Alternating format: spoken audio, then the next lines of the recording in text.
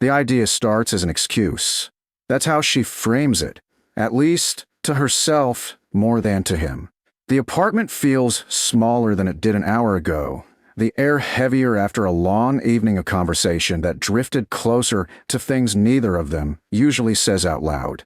"I just need some air," she says, pushing back from the counter. "Do you mind?" He looks up from where he's standing near the window. Jacket still on, keys loose in his hand. "No, of course not." She hesitates, then adds, "There's a rooftop. It's usually empty." That's when he pauses. Not because he doesn't want to go, but because he understands what she's offering without either of them having to say it. "Okay," he says. "Lead the way."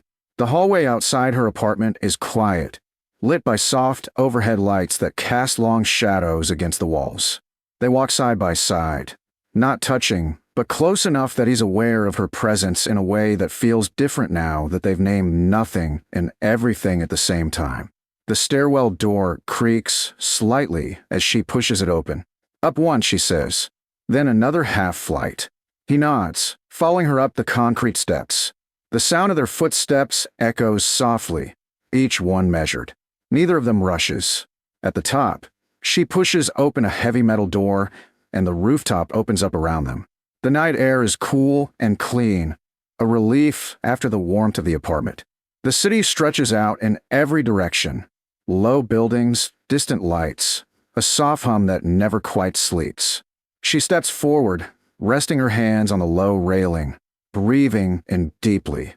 "That's better," she murmurs. He stays a few feet behind her at first, giving her space. The wind catches her hair slightly, lifting it off her shoulders. He notices without staring. "Thanks for coming up," she says after a moment. "I know it's late." "I'm glad you asked," he replies honestly. She turns to look at him then, studying his face in the dim rooftop lighting. There's something quieter in her expression now, less guarded, more reflective. "Do you ever feel," she asks slowly, "like you spend most of your time holding things in?"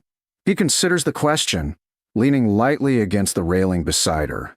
"Yes," he says, "more often than not." She nods, as if that's the answer she expected. "I do too," she admits. "It's easier, safer. Until it isn't," he says gently. She exhales, the sound soft in the open air.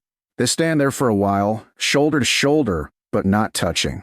The city below feels far away, like the rooftop has lifted them just enough out of their everyday lives to make honesty easier. "I didn't plan tonight," she says quietly. "I just didn't want to end a usual way." He turns slightly toward her. "And what's the usual way?" She smiles faintly, polite, controlled. "We talk, we laugh, and then we walk away pretending none of it meant more than it did." "And tonight?" he asks. "Tonight," she says, "I wanted to stop pretending." The words hang between them, steady and unforced.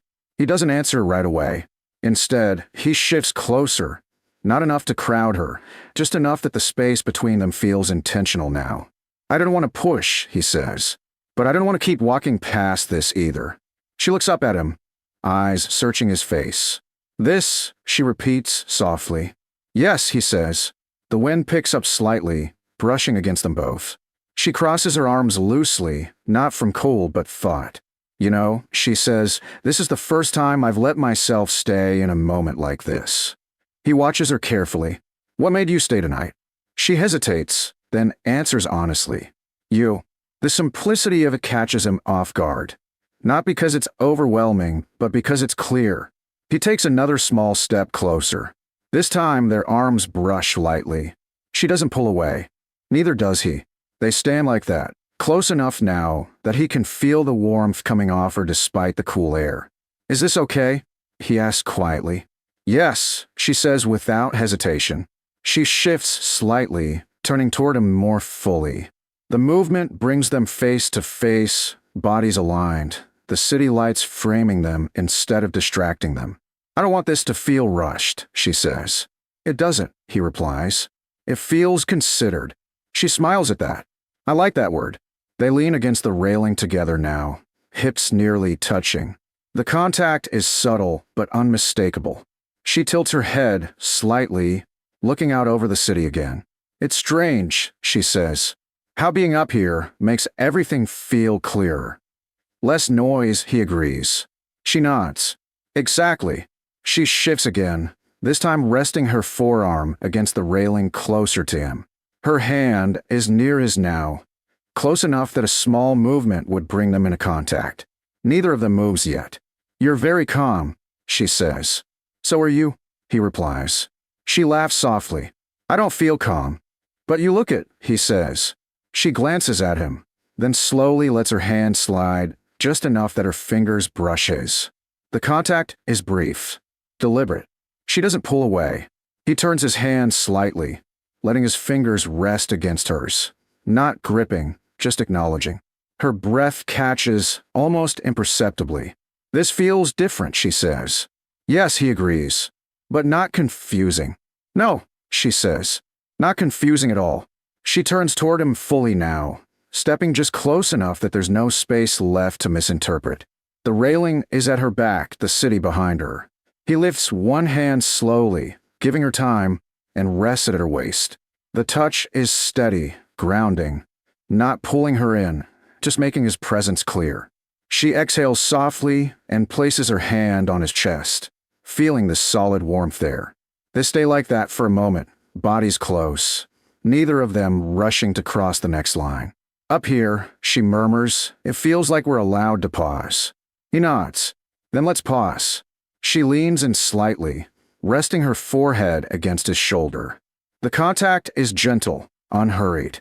His arm shifts naturally, settling behind her back, supportive rather than possessive. This is nice, she says quietly. Yes, he agrees. They don't kiss. Not yet. This moment isn't about ignition, it's about recognition. About staying in the space they've avoided for a long time. The rooftop is quiet except for the distant city below. The night wraps around them, cool and steady.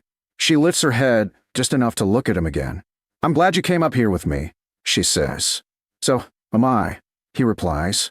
I didn't want to go back down just yet. She smiles, resting her head back against his shoulder. Neither of them moves toward the door. They're on the rooftop for air, and neither of them wants to go back down. Not yet. The rooftop feels quieter the longer they stay. Not empty, just suspended. The city hum below them is distant enough to feel like background noise rather than intrusion, and the cool night air settles into something steady instead of sharp. She's still leaning against him, her forehead resting lightly at his shoulder, his arm secure at her back. The contact no longer feels tentative. It feels chosen. After a while, she shifts slightly, lifting her head to look at him. Her expression is calm, but there's a clarity there that wasn't before.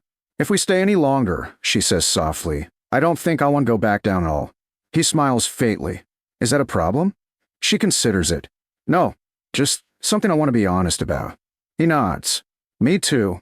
They stand there for another moment, the space between them already closed, already decided.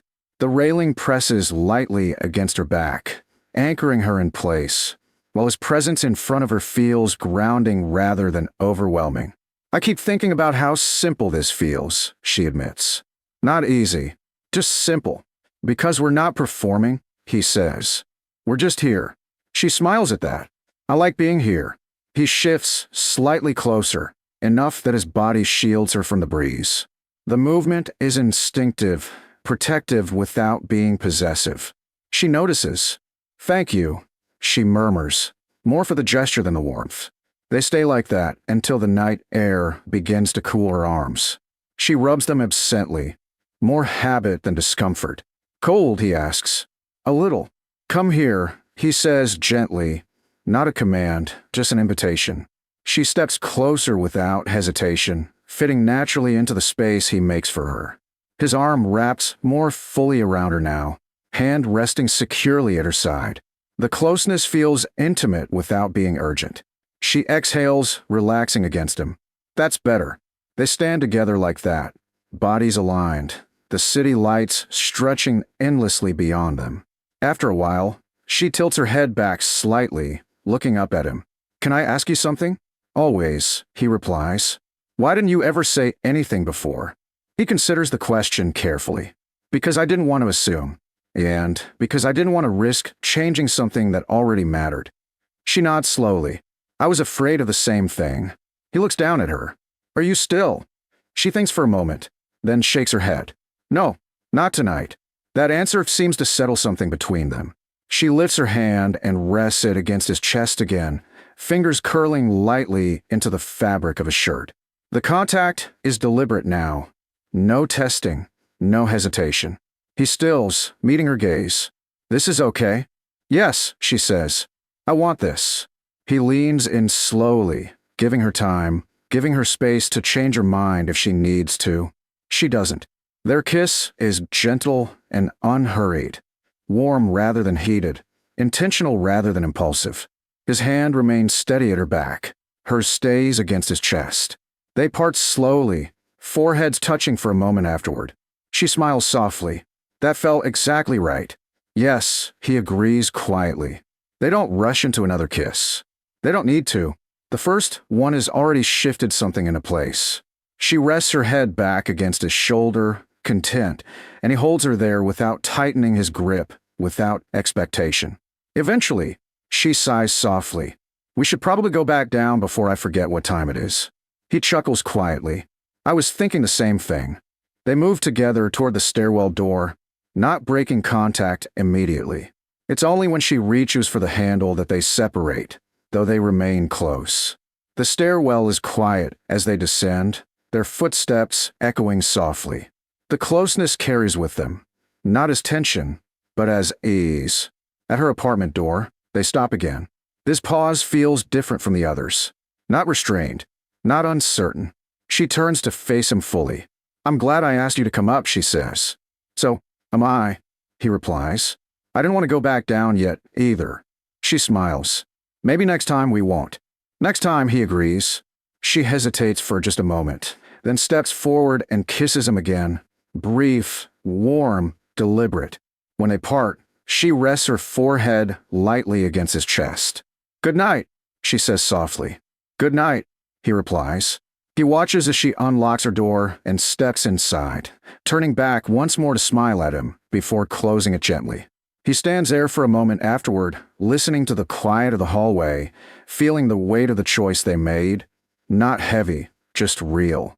They went up to the rooftop for air, and instead of going back down the same way they came, they found something they didn't want to rush past anymore.